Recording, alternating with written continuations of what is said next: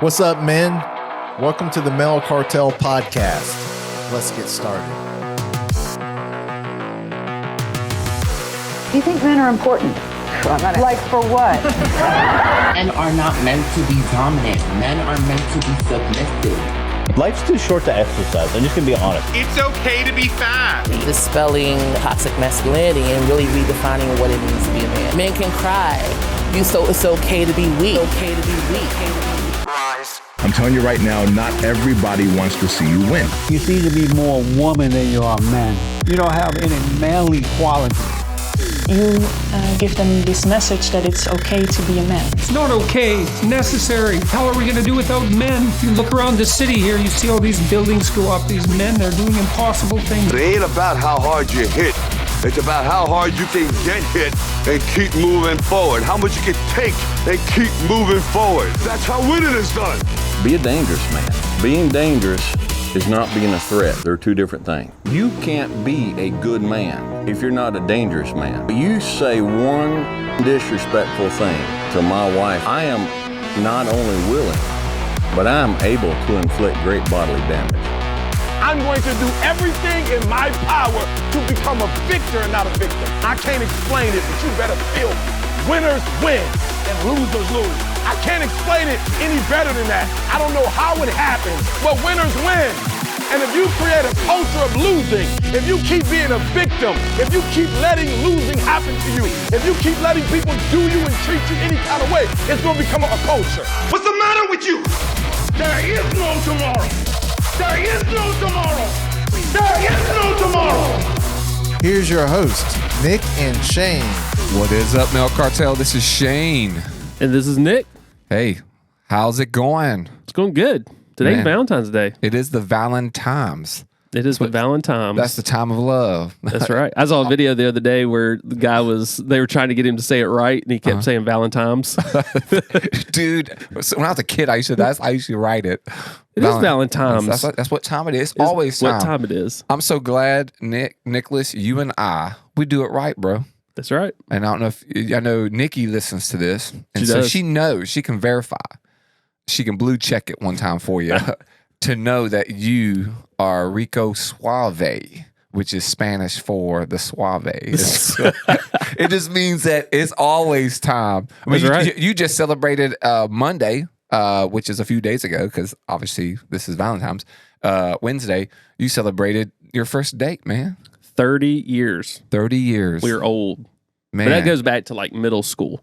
I mean, we were literally not high school sweethearts, but middle school sweethearts. So for our high school listeners, they're catching this podcast after this date. Yep. So, Valentine's is done. Give them a tip, man. Give them a pro tip of how to approach it. If we have any middle school listeners, or any young high school listeners, what kind of tip do you give them to how to like spit game or have W Riz? Persistence. I mean, that's my story, because I mean, it's kind of embarrassing if I tell the whole story, because I did ask her out initially. She told me no. Her best friend and my best friend at the time were like boyfriend and girlfriend. But I liked her before they started getting together anyway. What's his name? What was his name? His name at the time, he changed his name. Okay. We are in like some gender issues in today's society. So I'm not sure what she goes by now. No, his name is Scott, and her name was Autumn. And then a little fall. So Nikki and Autumn were Nikki and Autumn were best friends, but I liked Nikki just before they had even gotten together. But I asked her to be my girlfriend, like you do in middle school. We weren't going anywhere, so it wasn't going out. George Strait. She said no, because I had heard she liked this other guy. I will not say his name. I doubt he listens, but I got in trouble one time in church. I was like, I'm not going to say his name, but I'll show you his picture. Well, he had gotten overweight, kind of balding. That's how you do it. So there was a guy in the audience that I guess kind of resembled him. And, people say, picture speaks 1,000 words or whatever. He speaks 1,000 pounds. Obviously, he thought that I was making fun of him. I just thought it would be funny, like in the world of podcasts and stuff. Like, I'm not going to say his name, but I'll show you his picture. Well, it wasn't like a picture of when he was in middle school. It was a picture now. So he had kind of that was years ago.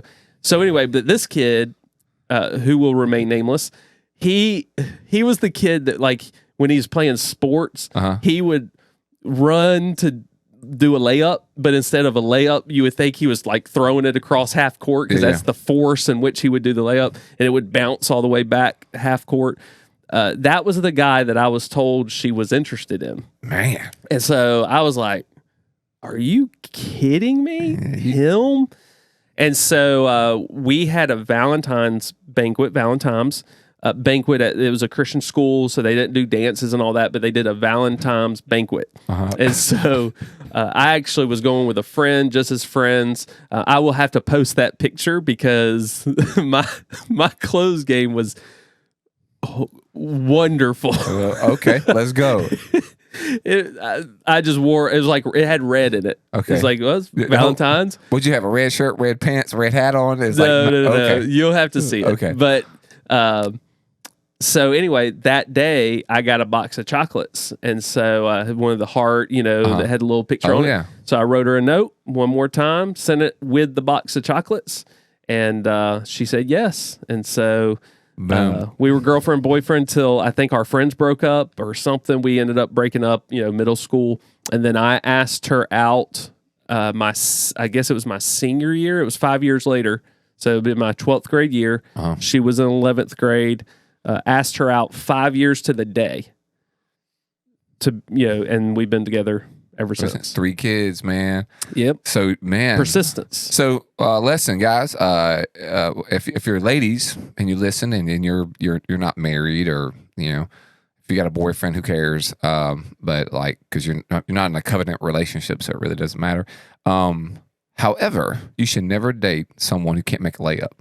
And so, if you can't make a layup, today's discussion. Is it really? Oh gosh, sports. I went ahead. So you got to make a layup, bro. You just stereotyped men and give them the expectation that they should play sports. Shame on you, Shane. Yeah, I mean, and dude, Matt, one-winged Matt. I think that's who it was. I think, like, if we were to have a picture of someone, that would be it. That would be the guy she was interested in. She probably felt sorry for him, and she probably thought she could change him, make him better. Yeah, you know how girls do. Yeah, but he didn't give her a box of chocolates, so he was a moron. Yeah, man, he was it. I mean, but Matt, if he make a one-arm layup, he got a trick hip in his arm, so he probably make a bunch of layups on 2K. So, man, that's funny. I actually completely went blank on some stuff that I was going to talk about, because I'm really thinking about, I'm picturing how it works at a Christian school Valentine's dance or togetherness meeting, and there's no dancing. What do you do at a Christian school? There's no music being played unless it's like worship music. The Bible. You're like reading Song of Songs. No, you're too young for that. Well, it depends on what age you are. Yeah. So it's like, don't want to arouse the lusts because you're not married. That's so funny. You gotta be careful. I do think that's a funny thing. If I was ever hold up, do y'all now dancing in your church? Can you dance at your church? I don't govern people's behavior outside of the church. I can't do that. I don't believe dancing is a sin. I mean, there are dances that I would not recommend for people to be doing.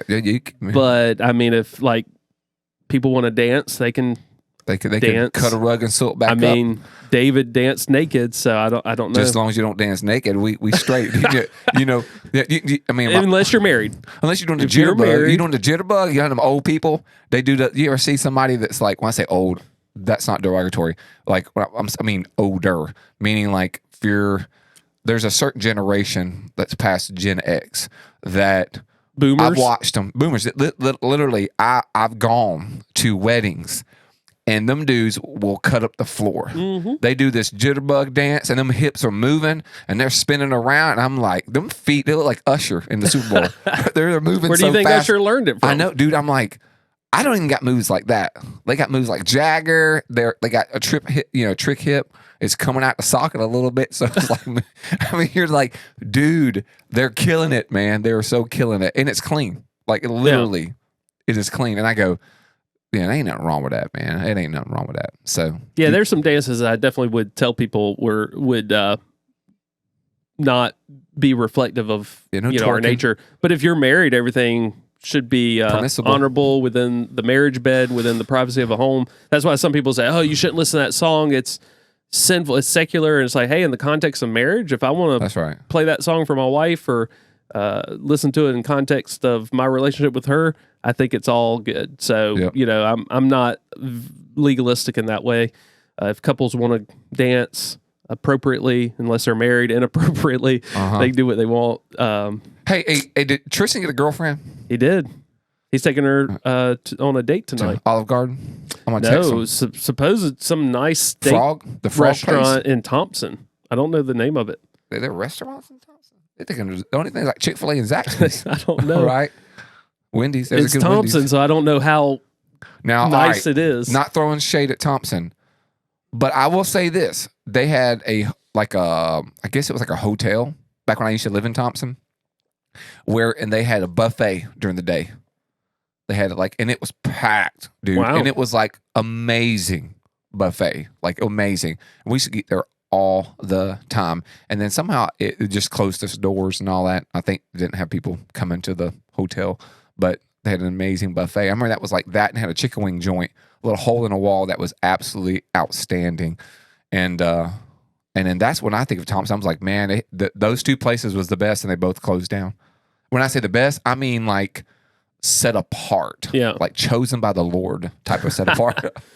I don't know the name of the place, but he reminds me of me. He's very intentional, persistent, and so Nikki said he called all day yesterday. I mean, even places like in Colombia, trying to find like a nice place to take her, and he was striking out because everybody was already booked up. And so he called this place, and apparently someone had just called and canceled their reservation that they had, and so he was able to get in. And so, I don't know the name, but I'm taking Nikki to Colombia. Her favorite restaurant is Fazoli's, and so I'm taking her to Fazoli's and to Trader Joe's because that's her favorite grocery store. And so that's what we're doing. You know her heart, bro, too well. We have youth tonight. It's Wednesday, so we just do youth. Yep. And that's it. And then tomorrow, my Daisy turns 13, so I officially have an official 13-year-old. She is 5'9" at 12, and so she looks much older. She's extremely mature. But we're going to go out of town for 2 days. Nice. To Atlanta.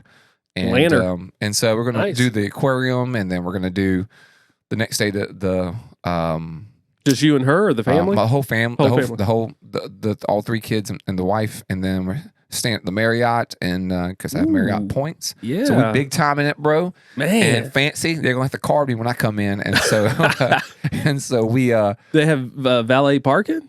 This place, dude, it's $39 for valet. That's the only thing I pay for is the valet, and then we got free tickets. Do you toss them the keys? I'm going to toss them those Toyota keys. That Toyota van that needs a paint job. I'm going to say, here you go. I put new tires on it just the other day, so they can take it out for a spin if they want to, like in the movies. But we're going to do the zoo because we love animals. Yeah. So we members of the zoo in Columbia.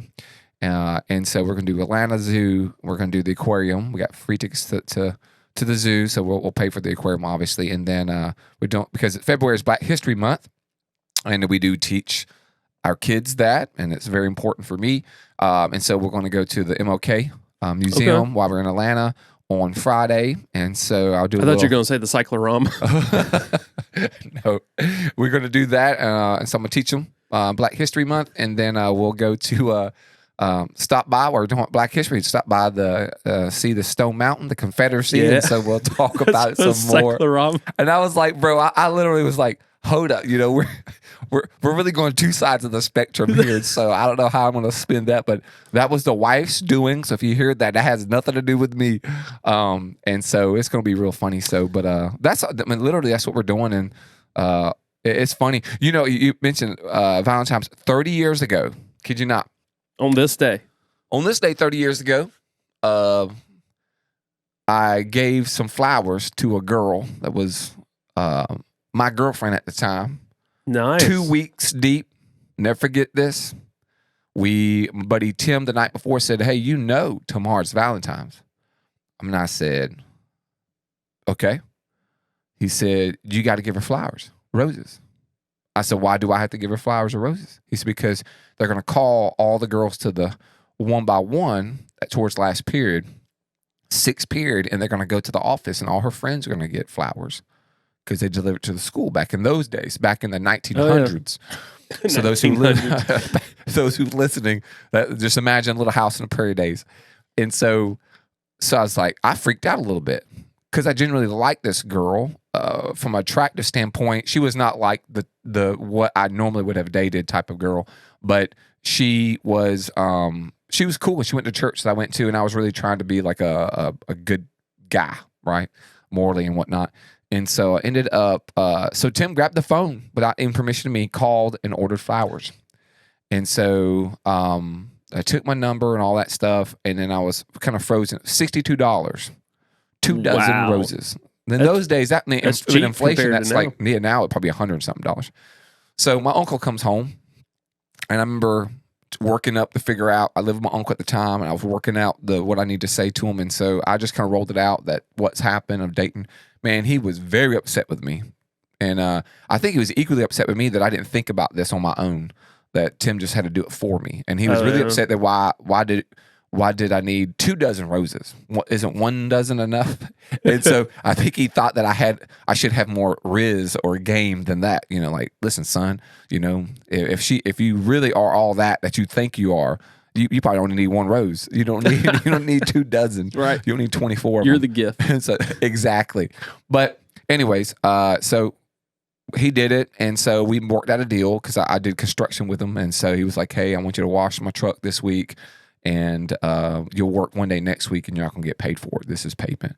And I was like, "Yes, sir. Yes, sir. Yes, sir." I was very grateful at the time. Actually, he got the deal. He got the better end of the deal. So, because I worked all day long the following week, like on a Saturday, all day long, all day. And like, get paid by the hour. You start doing the math when you're working, you're going, hold up, something ain't right about this. And so, short story long, she got the roses. Everything is money. Everything is cool. And then that night on Valentine's, she called me up right after school, and she broke up with me. No. Yes, dude. 100 million% true. True story. 100 million%. On Valentine's, it was like 4-something afternoon. She called me and broke up with me on Valentine's. Did you get the wrong color? No. Did Tim put the wrong name on the card? She went home with the roses. Her mom was jealous. was divorced. She actually had them when she was like 15, and so she had this thing against guys who were a little bit older. And so I was like 3 years older than her. She was like, I guess I was 19 or 8. No, I wasn't that old. I guess I was 3 grades. 3 grades. I was a junior, and she was a sophomore, and I was a senior.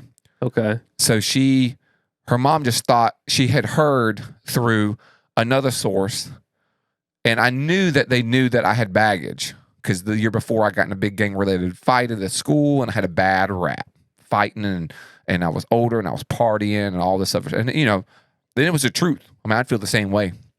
And so when your daughter comes home, and her mom didn't really know that I was dating. She kind of knew that I was interested. Yeah.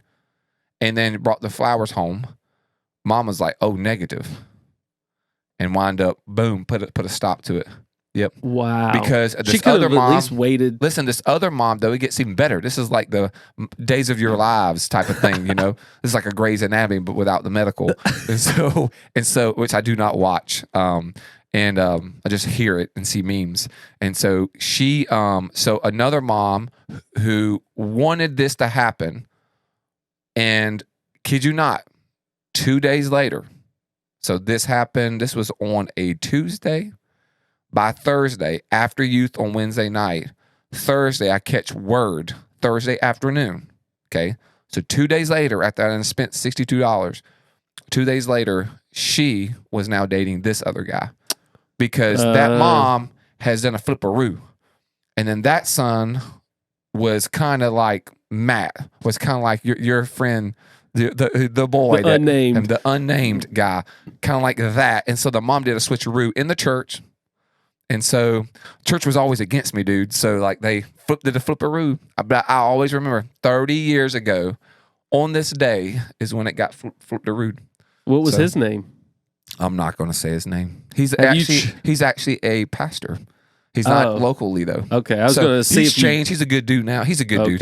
He was a good dude. I was hoping he maybe ended up in prison or he was could on make a layup though. Jeffrey Epstein's list or something. He could make a layup. Like the ultimate, like gotcha mom. Gotcha mom.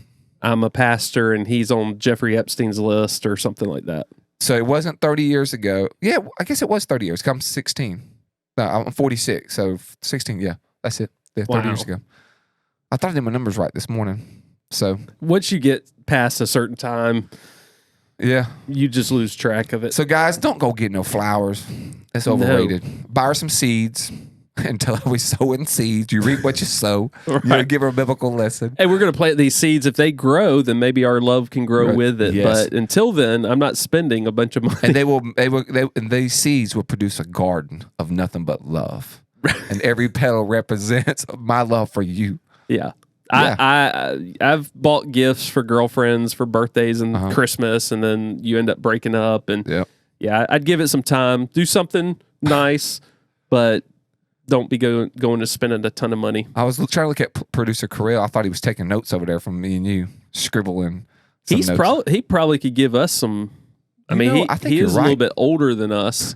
Yes. So he could probably be like, look, guys, he just cocked his head sideways. They can't see it on the TV. Yeah. But he went like, he had that thing like, you know how I do. Hey, there's a video, speaking of producer Carell, and I showed it to him this morning, and it was, there's an account on Instagram called like Men Being Heroes or something like that. And so it was a security camera footage of a high school, and all these friends are sitting around, and this one kid starts to choke. And the guy sitting next to him at the end of the table just like stands up, throws his hands up, and walks off while the guy sitting across from him has to get up and go over and do the Heimlich, whatever that's called, maneuver to help him. The other guys at the table are just sitting there. They don't like move. They don't help him. But Carell's always talked about being kind of woozy from blood. And I'm like, so if I ever got stabbed or shot or I'm bleeding out, you're not going to help me? He's like, I probably would pass out. And so I showed it to him. I was like, look, this would be you, the guy in the hoodie who got up, threw his hands up and walked off. And he's like, I wouldn't even be able to throw my hands up and walk off because I'd probably have passed out. Yeah, I was like, if I was bleeding, not choking. I was like, that'd probably be you. You would just get up and walk off and leave me to bleed out. He's like, nope, I couldn't even walk off. I'd already have passed out. You know what you would do? I see it pictured right now. Movie playing in my head. Nicholas is bleeding out. He looks over, asks for help. Producer Carell looks at him, passes out, hits his head on the concrete floor. Nicholas takes off his belt, makes a tourniquet, leans over and saves Carell. No. I just hope exactly what's going to happen. If I'm bleeding, I hope it's like a one of the veins that squirts and it at least gets on him. Get on his eye. It at least sprays on him. But then I'll aim it at him and be like, Carell, help, I'm bleeding. And it's just spraying in his face.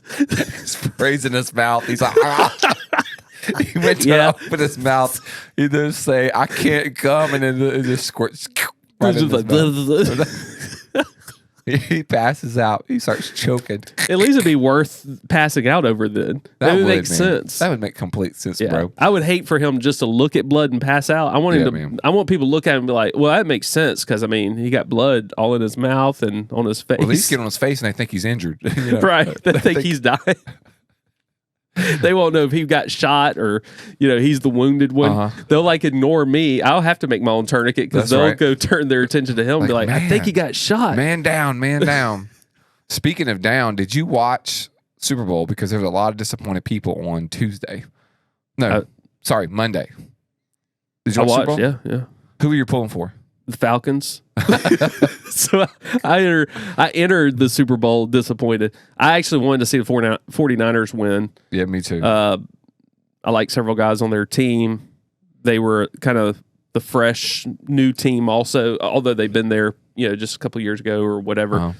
But, it's one of those okay, you hate to see them lose, especially when they were leading. Yeah. But at the end of the day, I mean, I was already disappointed that my team wasn't there. That's right. Well, that was funny because after the game, my wife she got all in the game, and for whatever reason, I think my family just really dislikes Patrick Mahomes because he whines a lot. And we watched a couple games. We watch a lot of professional football, and obviously the Chiefs has been on local stations a lot, at least the ones that we have, and so they've watched him just whine and pout and stuff. And we have a thing, LeBron does the same thing, So my kids are by nature, I always say, Patriots don't whine is one of our values, one of our pillars. And so they, so they just naturally, so Dinah was rooting against Chiefs for that very reason. And then, and so at the end of the game, everybody's destroyed in my house. And I was not destroyed. It didn't bother me at all. I said, it'd be different. I promise you, if the Chicago Bears, which is my team, if they were in it, which we're a long ways from that, I would be very upset. I would be emotionally drained if we were up by 10 and then they score, basics, all up these 25. Yeah, up 25, like the Falcons. And Falcons is my number 2 team. So Falcons is a little boy. So they're kind of tit for tat, to be honest. They're like 1A, 1B. And so, but I've been to way more Falcons game, but my cousin has seats. And so every year his name is Steven. So if you're listening, Steven, very grateful for you. And Steven's always been very gracious to give amazing seats. And he gets on the field and does all this other stuff. And it just didn't work this year. I literally had something that come up on that Sunday and had to tell me at the last minute, the week of, I couldn't do it. Yeah. Man, I was heartbroken because I really want to go to that game. So, but yeah. So I know the post that I put something on social media about Kelsey. What's your thoughts on the Kelsey interaction in the beginning? What do you think of that? Well, without knowing what was said, the visual is not good, and I agree with both sides. So you got the sides that's uncalled for, inappropriate, 100%. I also agree with the people that go, we need give grace. We would hate for our issues or our worst day to be broadcast to millions of people. And so I agree there as well. I think it is appropriate to point out the inappropriateness of the behavior. You can only assume by the emotion that was being, if you put a woman there and that man, put Kelsey, put Taylor Swift there, or put his mom there, you would go, he's angry, abusive, whatever. You would go, that's inappropriate. Just because it's his coach shouldn't be any different. So I don't think where a lot of people are like, well, we shouldn't point it out because grace. Yeah. Actually, you should point it out because there are young players coming up that need to be taught that that's not what you do. You respect your coach. Yeah. You give honor where honor is due. If you disagree, you disagree, in a respectful way. Go have a conversation and go, hey, coach, I mean, you can be emphatic and you can be passionate, but that was not, I didn't see that as just passion. I saw it as anger. Yeah. Because something happened, you weren't in, and you thought you could do better. It's what I take it as. Because the announcer said something about him saying, keep me in or something along those lines. But at the end of the day, I don't think we keep hounding and pounding on him and be like, you're horrible of a person. You point out, hey, this isn't appropriate, and then you move on. Yeah. But you have to point it out because there are younger guys who are coming up that need to know that's wrong. That's right. I agree 100%. My post didn't show the side of grace from the grace side. I just believe that the graces should be for everybody. And I think that when you're more high profile, you got to be on your P's and Q's. Right. Like I have to be, we're not famous, and we don't make $14 million a year either. So if I was $14 million deep, I promise you, I'd be on my P's and Q's. I'm making all that money, and people will notice your every move. So it just comes with the job description, just like it comes like your job as a pastor. So it just comes with the territory. It comes with us, and even now having a podcast that does really well. There's a responsibility in that, right? And so same thing with like a surgeon. If somebody's gonna work on, if your wife had cancer and the surgeon's coming in, I don't want that dude doing something crazy. You know what I mean? So because he's doing, I don't want him shaky hands. You know what I mean? Like right. I need him. This is his job. But I agree 100%. There was something else that happened in the game that I was 100% okay with that nobody pointed out.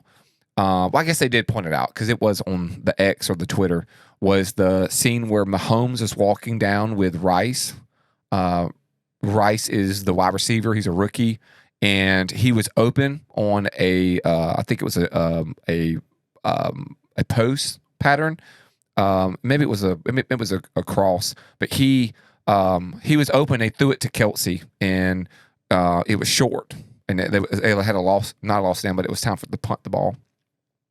And Rice was very upset because he was wound up being open for that moment, but Mahomes was running to his left, and so when you run to the left, there's the O-line still stays in a pocket. He rolls out the pocket. The pocket kind of shifts, catty cornered in a way, and it doesn't really work that way on the field, but it's sort of like that. So it's hard for you to see across the field in the middle of the field at that hard point. To throw across your body too. Yeah, and like he probably could throw it because he's Patrick Mahomes, sure, but you can't really see it, so you shouldn't. Well, he was upset, visible upset, and then all you see is Patrick Mahomes, which I thought this was like awesome. This is what you want from your quarterback. He is like being like going at him all down the sideline. I mean, literally, he's walking with them and just going. And then at that point, Rice is like over it, and he's just chewing them out. The reason he was doing that, more than likely, just from an athletic standpoint, he was doing it because it's like, bro, quit your whining. I can't see everything. Right. We're in a game. You got to stay locked in. Don't put your head down. Stay in the game. Everybody's open at some point. We just miss it.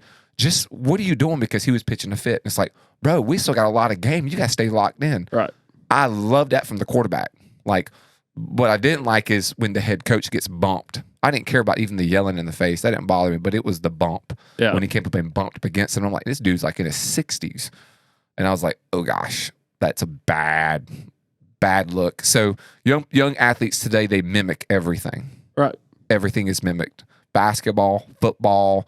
Every time somebody shoots a three, now they throw up the three, they turn them upside down, and every player do it. I was at a region tournament in North Oconee High School last night, speaking to the team, beginning of a region play. They had a first round bye, and I watched it. I don't know, almost every time somebody shot a three, they threw them up, turned it up inside, did this thing.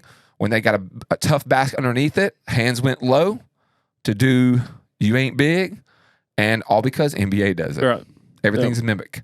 And somebody who's been on the sidelines and then on the bench, you just go, man, just play the sport. Don't mimic people who have bad behavior, But people don't mimic Larry Fitzgerald. When he scored a touchdown, he just hands the ball. Mm-hmm. Boom, let's get to the next play. Yeah. It's like you got to celebrate, do something unsportsmanlike, and you're like, oh, just stay in the game. I love it when teams are like way down, and then the team that's way down, a player does something, and then Ravens? they want to like, yeah, I mean, it happens all the time, and then they'll want to do some, kind of taunting type play, and it's like, dude, I'd just get back to the line and just play the next down because you're down by a lot. There's no need to be showing off. You know that if you're a man, you listen to it. You and I think of Nick. I think of sometimes when we can fail in our marriages or even with our children, and we're absentee and we make all these mistakes for maybe a year or even 6 months or a year, and we're like all this stuff, and then we finally get it right. We have a mind once, and we think everybody should forget it. You know, we think we're like, oh, you should forget it, and you're like, well, I've cleaned my act up, now, and it's like, man, you did all this damage, or there's all this time, you got to like earn that back, right. That's so, guys, you hear that? That's like when you're down by 30, and you finally get a first down, and you're like, first down, let's go, right. Bro, just grind, just keep chipping away at it, just keep playing. Well, that's what I would see that when I managed a substance abuse program, guys been addicted to drugs and alcohol, stealing from their family, lying, betraying them, all that for 15, 20, 30 years. Yeah. And then they go about 3 months in the program doing well, and they're upset because their family won't come visit them or won't return their phone calls. And they're just like, I mean, I've been in here 3 months. And it's like, how long did you do this and do that and do this? Man. You burn so many bridges. They're not, it makes sense. They can forgive you immediately, but you got to rebuild trust. Yeah. And that goes back to the Kelsey thing. Like, you can give grace, not keep beating him up. People have made their point about him or whatever, but he can regain respect by coming out and going, hey, I was completely wrong. But he made a joke about it, saying, oh, well, I'm not going to talk about that. I was telling him how much I loved him. Yeah. No, you weren't. And so, you could come out and go, that was inappropriate of me. I was heated, shouldn't have bumped him. And I want to let all these young players know, don't do that. I was wrong. That would gain a lot more respect. You can give grace, but you don't have to give respect to that individual if they've not earned it. And so he's lost a lot of respect. We don't have to beat him up, but at the same time, he's got some work to do if he wants people's respect. Dude, from here on out, bro. I mean, that was substance abuse. That was money, and 100%. You're right. I think it wouldn't be a big deal if he would have just owned up, but he brushed it off. It was like nothing. Remember the Richard Sherman thing where he berated the announcer years and years ago, and he said that it was like justified. He never came, and then they just beat him up for a few weeks. That's generally how it happens when you do something. We'd say not of good character. You got about 2 weeks, and then it's all forgotten. Yeah. Then it just moves on to the next thing, and then no one will. It'd become like some laughing joke, or not even taken very seriously. It gets diluted because in 4 weeks from now we have free agency in the NFL, right? And so all eyes are on that. A month from that we have the NFL draft, and that's all. So everything's going to shift. Yeah. Narrative shifts. Everything changes. In a week, it'll move on to something else. Well, you want to break it down? Yeah. How do you want to handle this? You want to read the first one I answered? Number 8, it says sports as a lens of culture and masculinity. And that's the first time I've said that word correctly in a very long time. I'm just going to let you guys know my dyslexic self. Sports have typically been the domain of men, not that women aren't wonderful athletes and fierce competitors. But it is inarguable that men on average have been faster, stronger, and more powerful. Sports highlight so many positive aspects of traditional masculinity, strength, power, and after all wonderful qualities when used for good. Sports icons have historically been our heroes, and they are beautiful, golden boys idolized. But all sides of masculinity come out in the world of sports: bullying, power struggles, homophobia, and sexual abuse. The difficulties of parenting or taking a paternity leave when you have a high-profile, high-paying job and people depend on you for their sport fix. The high incident of concussions in the NFL leads to discussions about mental health. Covering up of sexual abuse so that the sport heroes can keep playing affects everyone. And what about men who simply have not interest in sports, particularly competitive sports? Why must they feel ostracized? Shouldn't sports be an option for a fully realized life, but not a requirement? The conversation about men in sports ends up being a conversation about both the best and the worst of men and masculinity. What do you think? Well, we could probably make a whole episode just on this one part of the article. One, there's a lot of assumptions being made here. I do agree that there are, it's inarguable that men on average have been faster, stronger, more powerful than women. Of course, these are trained athletes, not just grabbing any guy and putting them up against a female athlete, but even I think it's Serena Williams. There's two Williams sisters. One of them said basically they were talking about putting her up against like the top guy tennis, top men's tennis player at the time, and she was just like, no, it's not even the same. It's not even the same thing. And he would destroy me like that. That's coming out of her own mouth. It's funny how people on the outside want to project onto an organization like sports, whether it be tennis or football or whatever, and go, this is the way it should be, or this is what it projects, and it's just not true. And so I do agree that it does highlight many positive aspects of traditional masculinity, strength, and power, which it says are wonderful qualities when used for good. However, it says, but all sides of masculinity come out in the world of sports.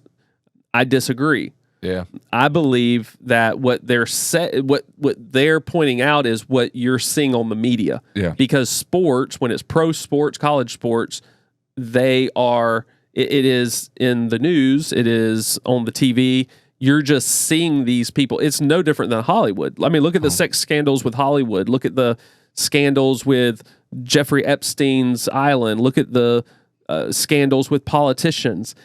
Anybody that's in the public eye, you're going to see these things. Yeah. These things happen in regular organizations all the time. These things happen in business all the time. There's bullying, but it's also not just specific to men. There are women bullies. And it actually, in one of the later things that we'll read, it actually talks about how men face sexual assault and all these things that go unreported, yet it's almost like they contradict themselves.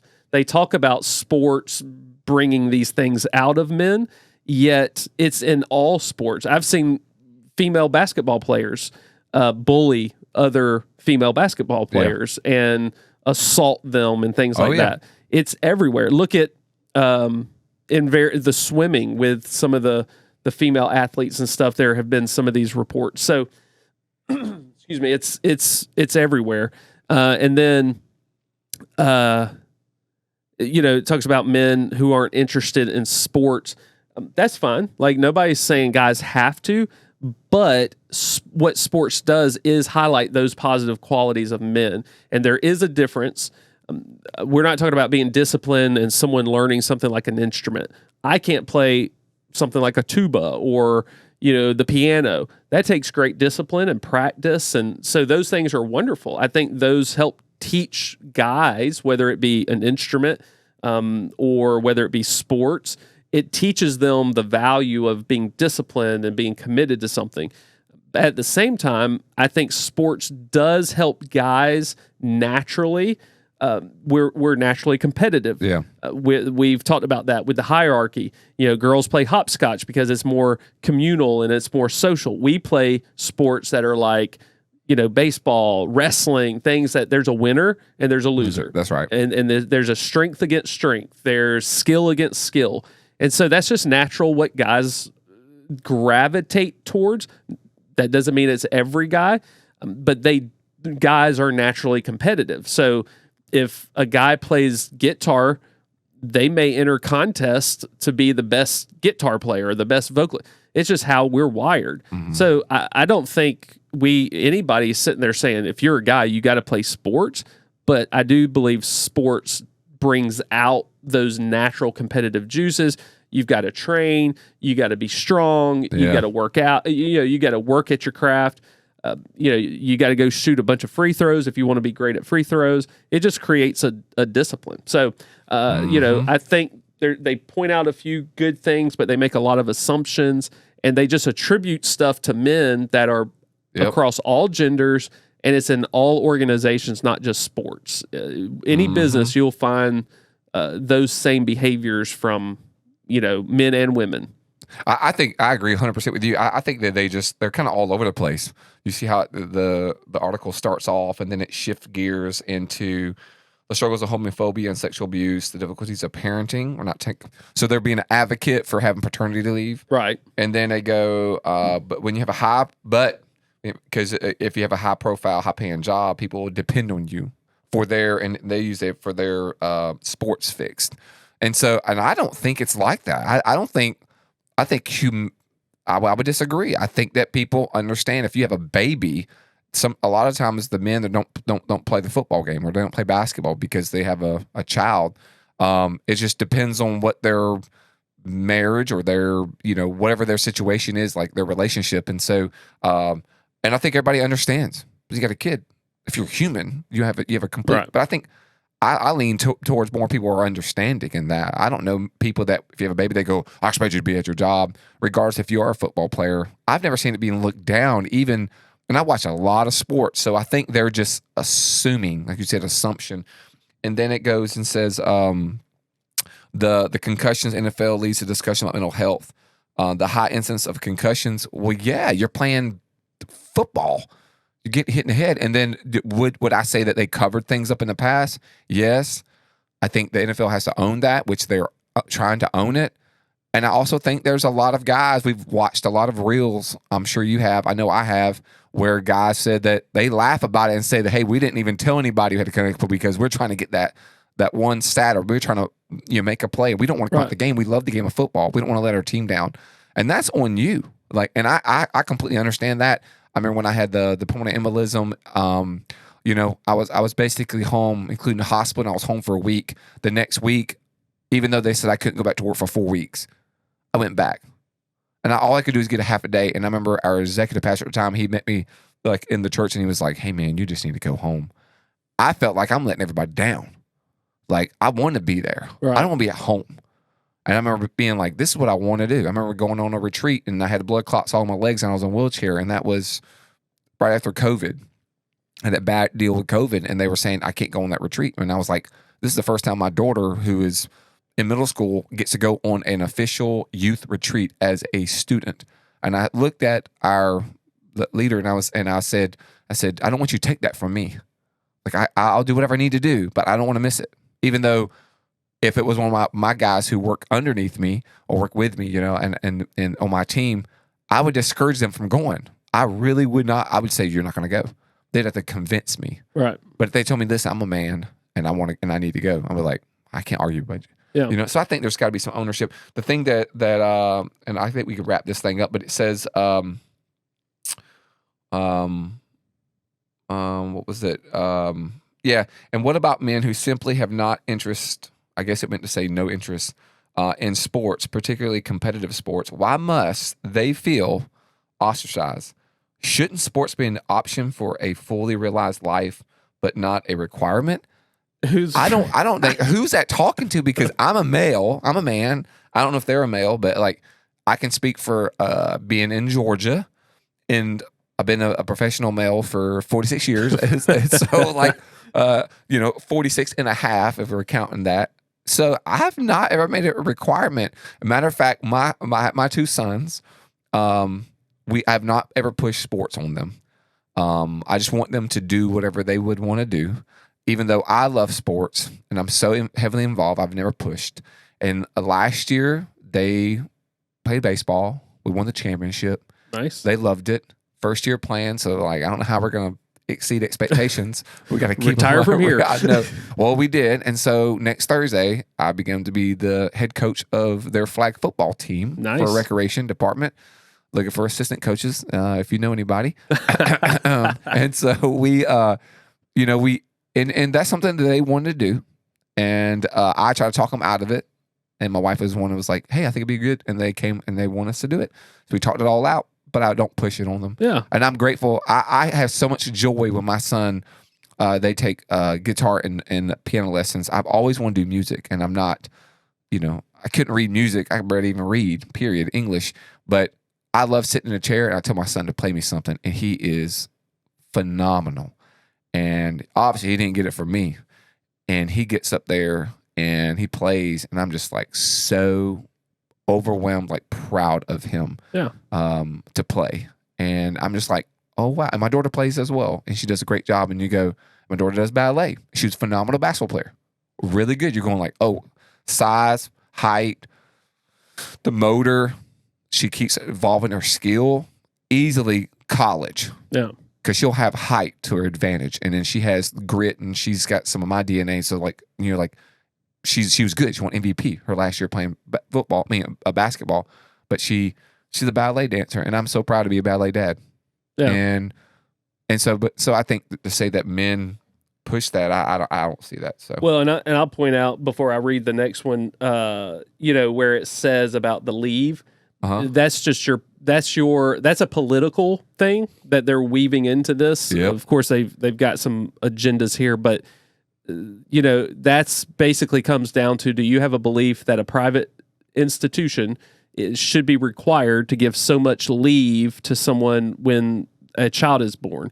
I know from some people I've talked to who's, whether it be a government agency, who, you know, it's like 12 weeks of leave, even if you're the dad. They're, especially guys, are like, all right, I'm ready to go back now. Like, you know, they want to be about their responsibilities and their duties. And sometimes, like, the mom or, you know, the grandma, the mom of maybe the mom or whatever, a mom of even the dad may come in and, you know, come help with the child during the day and things like that. So it may not even be a necessary thing to have that paternity leave for the dad, but that comes from a political agenda. Yeah. But also talking about men making their own choices.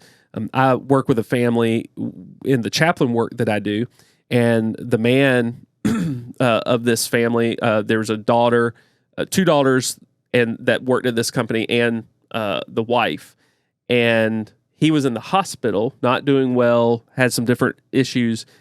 His youngest daughter was getting married. Well, he wasn't missing that.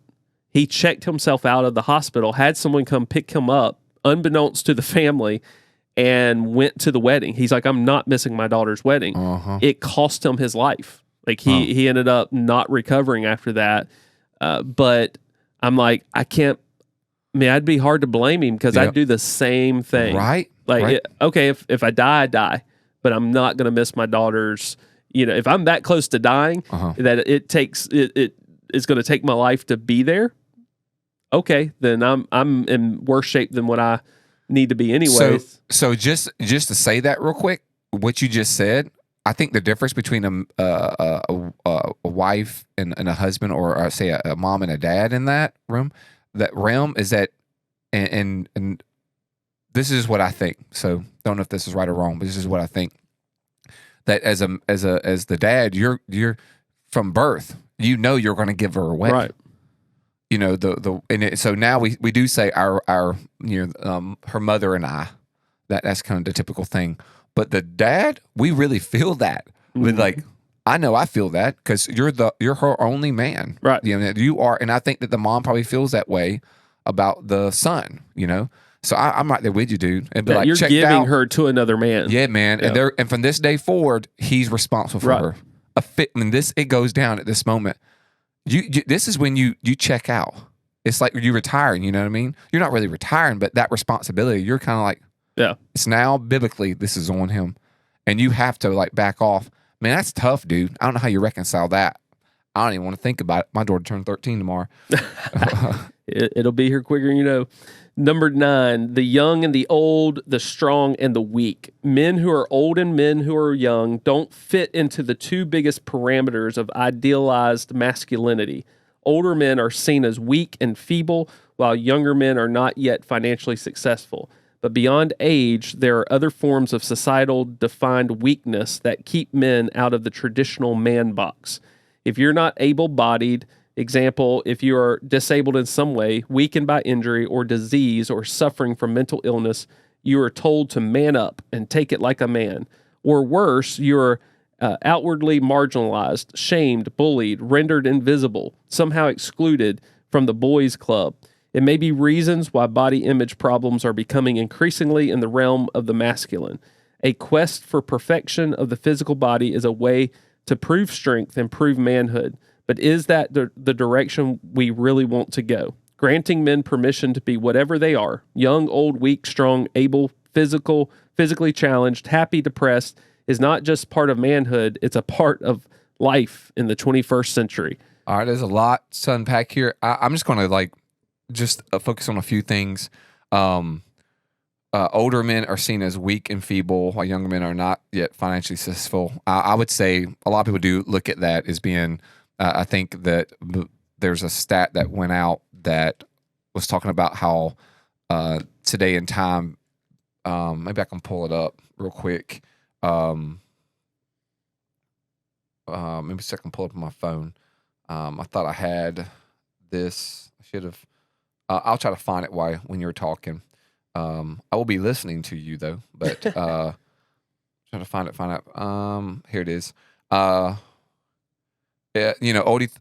39% of 21-year-old men would working full time in 2021. Wow. So this is from a study from the Pew Research. And I remember just copy and pasting this, but it says only 39% of 21-year-old men were working full-time in 2021 compared to 64% in 1980. So it's dropped drastically. We all know that. Only 25% were financially independent from their parents compared to, but in those days was 42%. Right. So, and there's other stuff too, but so I would say, yeah, I mean, at large, I think that a lot of people, at least young people I talk to, when they're younger, they think they have this ideal, they want to live in this apartment and they want to have this and have that. And I think that they have that, and then they go to college. If they do go to college, they have all this debt that they have to pay. And when back in the day, you didn't go to the college money, you had a trade and you pay off debt and you worked, and you didn't try to want to work 6 hours per day. You worked more like 10-hour shifts in a lot of ways just to get the job done. And and I think that was the deal. So I think financially, yeah. And I do think that as a lot of older people, when they get to a certain age, they can be seen as like, well, they're a few years from retirement. So if they switch jobs, it's gonna be harder for somebody who's older to get a job, and that could be unfair. I think I know several men right now who have a hard time getting jobs because they are older and they're more than capable, and their resume is like very long, but they're in their 60s and they don't want. But I'll say this about being older. I see more older men finishing out their days really amazing when they're older. I feel like they're giving more gusto than probably when they were younger, and they're applying wisdom. They may not have like the energy level or something like that they had before, but as far as quality, and I would even say quantity, just because they have learned a set of skills, so they can be a little more efficient and precise with their skills. I see men, at least for the kingdom, do amazing things when they get to 60s that I only look at now at people who are older than me, and I can speak to several men that now I look at them and I go, man, that's what I want to be. If they're doing amazing things that are older, and so I don't look at them as being feeble or whatever. I do think that we, look at people differently who are in good shape. And I think that we do look at natural, because if somebody's in good shape, we know that they're disciplined and all that. And I think this here was really, it seems like it could be many other agendas or many things that they're trying to like exploit, but it seems like they're given a license to just not care about like the way that you look or anything. And you should be okay. You shouldn't see it as being, if somebody was, 150 pounds overweight, you should be okay with that because they're living their best life. Right. You should not look down to them, and you're like, nah, man, I'm not talking down. I'm actually talking up to them like, hey, let's go. So I don't know. Love to know your thoughts. Well, I think a lot is said in the very last paragraph, granting men permission to be whatever they are: young, old, weak, strong, able, physically challenged, happy, depressed. It's not just a part of manhood, it's a part of life in the 21st century. No, it's not. Like, we have a movement. When we talk about, once again, there's a lot of stereotypes that they're projecting out. There's a lot of opinions of what they think. Maybe they've heard some guys here or there say these things. Yes, there are some things that we see systematically, like once you get a certain age, companies are looking at longevity, so it may be harder to get certain jobs. But I know my grandpa in his 70s, pushing into 80s, was building a house by himself. Yeah. He was going to night school. He was building an airplane in his basement. Like, he was still applying himself. And I think that is probably the baseline. Are you applying yourself? Yeah. We as followers of Jesus, whatever your hand finds to do it with all your might. whatever, do your work as unto the Lord. Whether you eat or drink, do it all for the glory of God. I'm not going to give cover for someone who is not doing their best, that's not putting forth their best effort, who's not living for the glory of God, and go, oh, you're depressed. That's okay. That's just who you are. Because there is clinical depression. I don't want to discount that. But there's also circumstantial depression. There's depression based on diet and things like that you kind of cause yourself because you're not eating properly and things like that. If you're overweight and you're not healthy and fit, there's going to be some depression. You're going to feel miserable. So I would never go, oh, you're just fine the way you are. But yes, when we see guys who are strong, physically fit, we do know that they're disciplined, that they are committed, that they are consistent. There's certain things it says about that person because you don't get that way just naturally. Yeah. It takes work, and it takes work to maintain it. So it says a lot about a person. And so I think, yes, there are going to be some elderly people who are maybe physically weak because they've wore their body out over years working. That's understandable. There are some who you would look at and see that they're feeble and weak and barely able to get around because of their own issue. They sit around, they're not active. And so therefore their body wears out and decays and they look weak and feeble.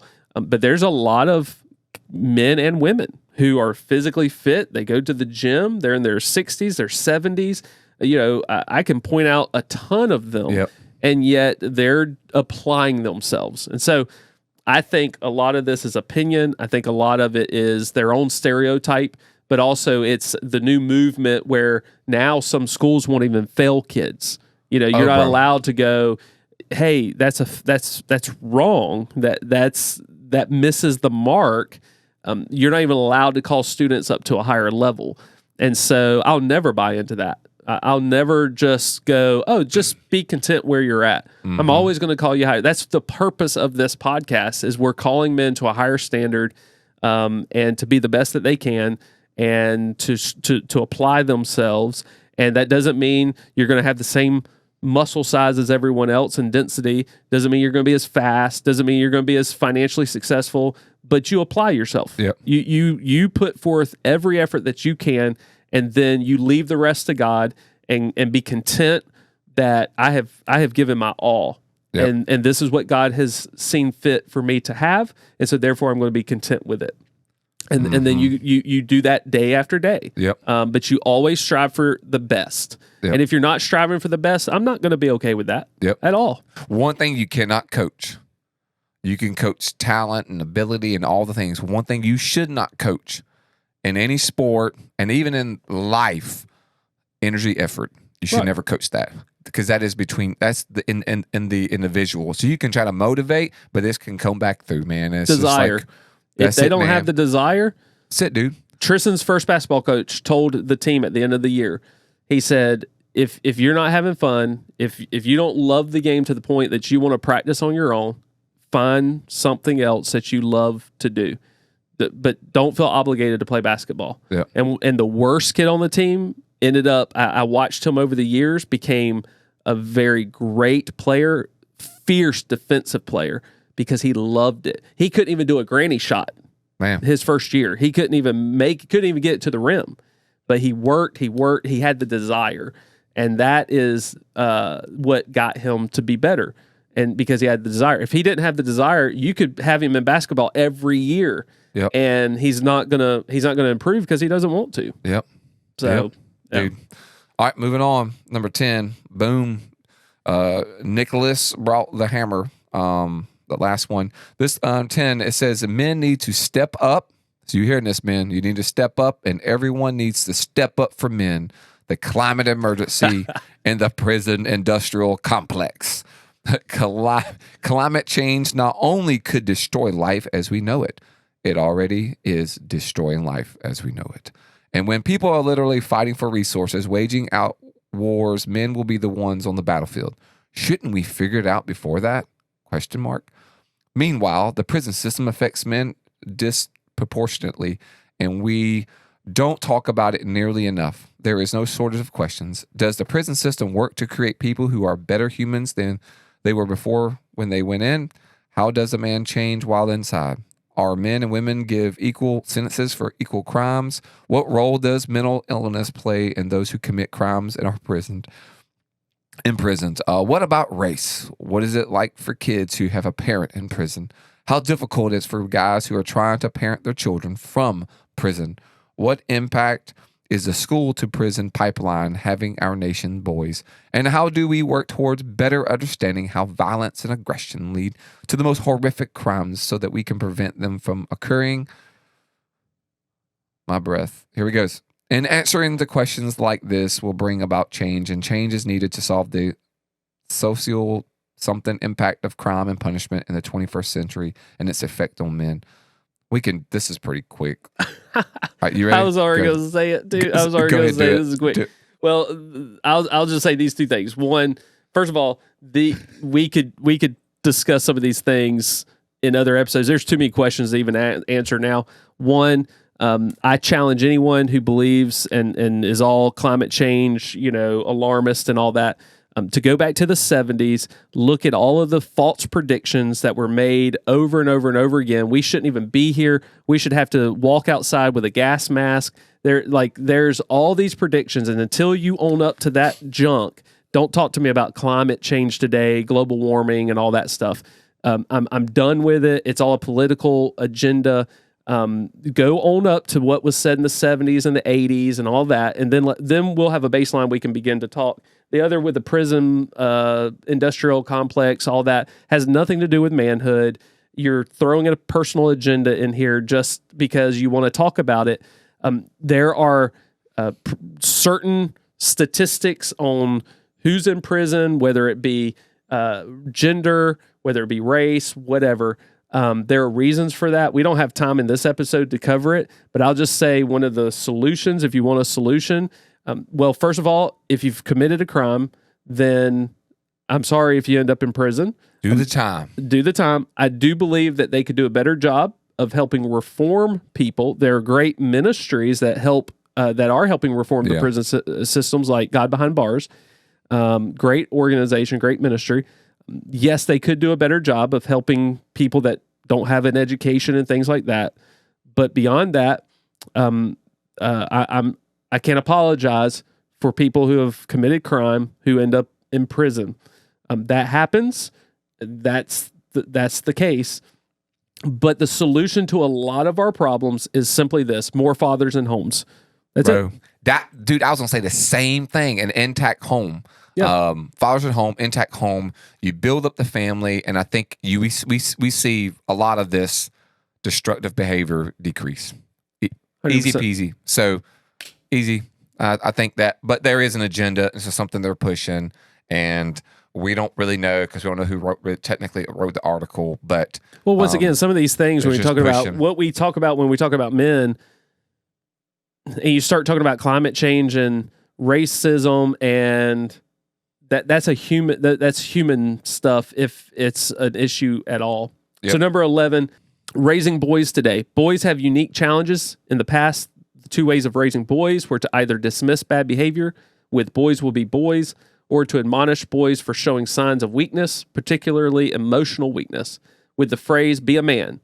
Where is the recognition that boys are complex creatures with a range of needs, and that growing into a man is not a one-size-fits-all proposition? Whether you're raising boys as a parent, as an educator, or as a role model, or just care about boys today, there are few resources and agreed-upon methods. How can we teach boys to respect not only women, but also other boys and themselves? How do we help boys affected by racism? Talk to boys about #MeToo and sexual consent.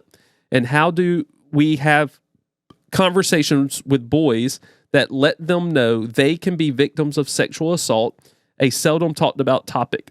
What about boys who are growing up outside the socially accepted gender spectrum, trans children, LGBTQ?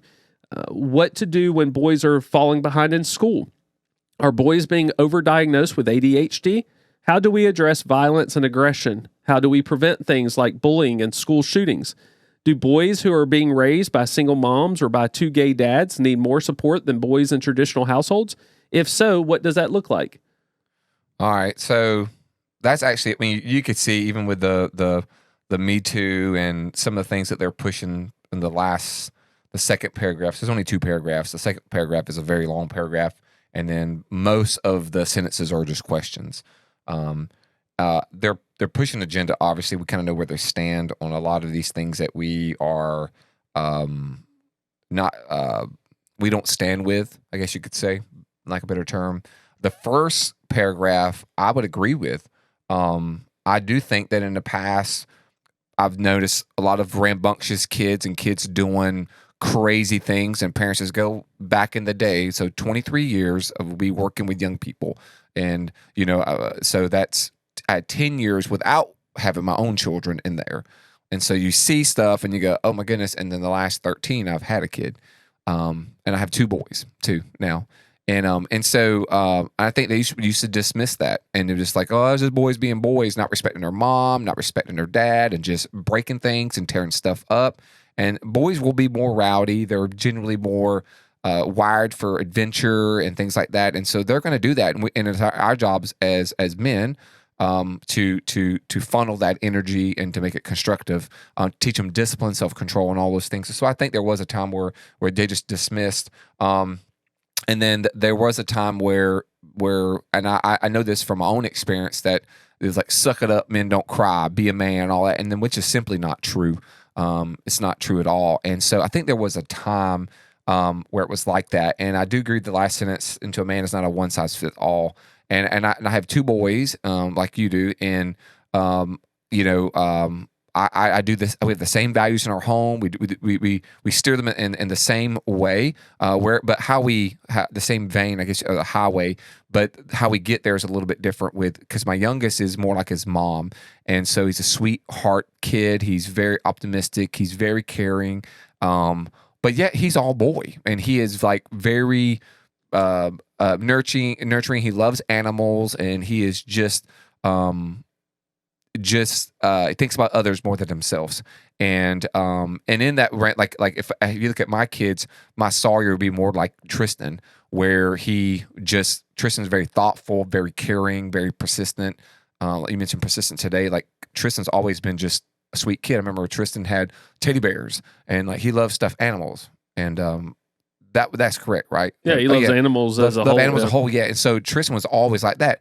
If you see Tristan, he looks like he's cut out of a country music magazine / dirt bike, everything. And him, that boy, he can break stuff and he can fix stuff at the same time that he breaks.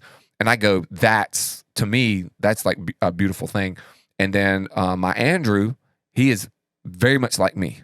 I mean, almost carbon copy in every way. So he can pop off, ready to fight something. And then he has a sweetheart nature where he wears his heart on his sleeve. You know, if he cares about you, you know that he cares about you.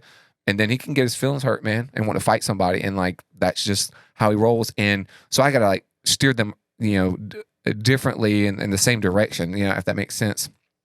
Speak a different language. But you can see at the end, I don't even know what to say when it says, do boys are being raised by single moms or by 2 gay dads need more support than boys in traditional households? And I think, I don't know. I mean, I all I know is that I do see, when I see children, to be honest with you, when I see children who lack parental involvement or the right structure to like thrive, my heart goes out to them regardless of what their parents are, whether it's their dad raising them, whether it's a deadbeat mom and the dad's not in the equation. I do want to offer support, and say like, how can I walk alongside of you? If it was 2 gay dads, if it's 2 women with a kid or 2 men with a kid, I don't know, but I know that I care about the child because God cares about them, and I care about the people who live in that lifestyle because they're made in the image of God, even though they're doing some things I disagree with. And I'm still gonna be Mr. Biblical, so I'm gonna like walk alongside them like biblically as I can, and I care about the kids. So do they need more support? I'd say we all need support, but I mean, the best thing that you could ever do with with boys is, I mean, you've got to have a game plan. I think when you raise kids, when a child's involved, a parent you have to have a game plan.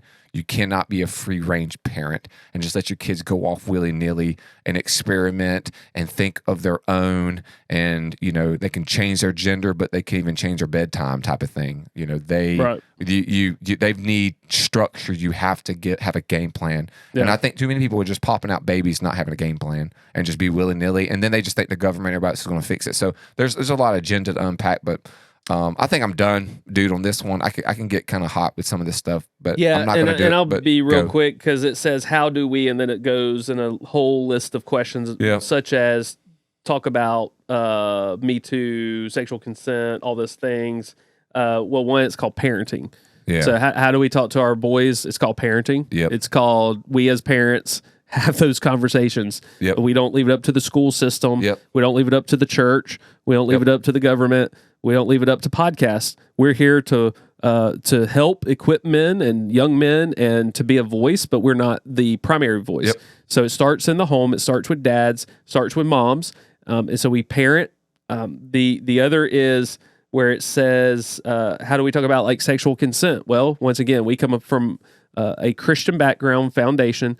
I don't have to worry about talking about sexual consent. Yeah, we talk about like the right things, that sex is intended for marriage, the institution of marriage, and so that's the proper place. And so, yes, you have those appropriate conversations, and that might be a part of that, but it's not sexual consent if you're teaching sex and marriage. Yep. Now, yes, even within marriage, it needs to be a mutual thing, and so those things are taught. But I'm not teaching sexual consent outside of that. That's because right. I shouldn't need to when I'm teaching, hey, sex is intended within the confines of marriage, because we want to glorify God in that way. And so, how do we have those conversations? Once again, we parent them. Where it says, once again, we've already covered the LGBTQ, the trans, and all those type things. I do believe there are some great resources out there that too many boys are being overdiagnosed with ADHD. Yep. I do agree with that because they are boys. We need to understand that they learn different. They're going to act different in school. Doesn't mean that they need to be on medication. My dad didn't use medication. A lot of people might have thought that I was ADHD. He did use a paddle. That helped straighten some of that out. So that worked. How do we... you got an amen over there, by the way, for producer Kirill. Do boys who are being raised by single moms or two gay dads? I'll just say this once again. One, on the surface, I'll say yes. If you do not have a father figure and it's a single mom, or if it's in a situation, because that's the world we live in, where it's two dads, yes, they need additional support for this very reason. God designed marriage and the home to be a husband and a wife. And so if someone chooses a lifestyle different than what I believe, that's the choice they're making. There will be accountability with God, not with me, for that. But yes, we can see that. We can see that they need that, what comes naturally from a mom, what comes naturally from the woman to that child. That's why fatherless homes are huge statistics, whether it be crime, violence, or whatever, that is taking place because the father's not in the home. Yep. The influence that God has given the man is not present. And so therefore we're seeing the negative consequence. You're going to see the same thing. It doesn't matter that there's two people. Yep. It's funny. It's like, well, God instituted the husband and the wife, but it should be okay if it's two dads or two moms because there's two. No. So we're taking the framework, but we're then putting in our own kind of stuff within it. And it's like the framework is correct, and so is the specifics of a dad and a mom. Yep. So yes, they, on the surface, they need extra support, but every child needs extra support. I've said this oftentimes. I think I said it during our thing that we did at Hope Church. I am grateful to have other trusted voices in my children's life. Because as a parent, they're going to expect me to say certain things. They're going to expect me to stand for certain things.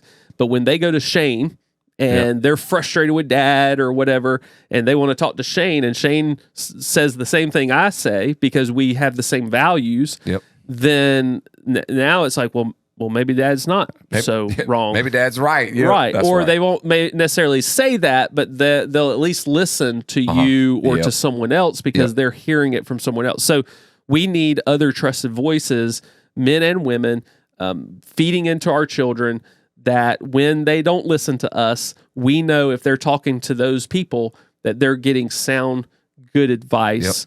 And so there's a lot of questions there. And I like that because these things do need to be discussed because it is being pushed on us as families, us, our children, us as men. And so I'm glad that there are a lot of things there with question marks because they want to discuss them from their viewpoint. And we want to discuss them from our viewpoint. That's right. We have an agenda. I mean, that's the reason we have a podcast. Yep. We have an agenda, and we're not afraid to share that agenda. That's right. And so I know we're running out of time. I did want to point out real quick before we exit the fact that you did the Man Up Monday with Men of Valor. Men of Valor, I don't know the URL, but we'll put it in the show notes. And the link to the Bible study. I thought it was well put together. I thought it was really good.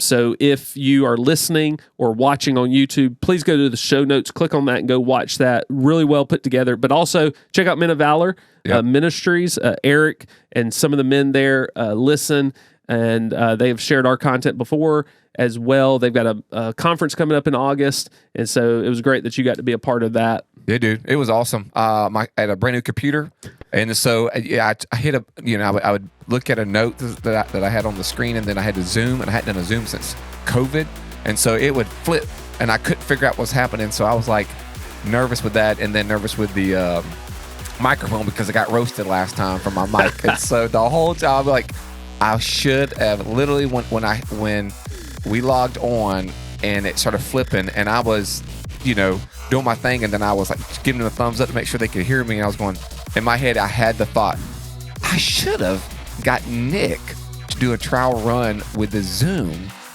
because Nick would have done it with me, and I should have. Why didn't I just do a trial run so that I know how my computer's doing? Yeah. So I was in your head. You were in my head right in that moment. And I was like, man, I should have. But anyways, I'm grateful to have the opportunity. It was an awesome experience. And so hopefully good guys there. Great guys. They love Jesus and helping lead men as well. So we always want to kind of highlight other guys who are doing the same, maybe in a different, different avenue, but we're in it together. And so we're grateful for them, grateful for the opportunities to be able to speak into men. So other than that, guys, that's all we got for you this week.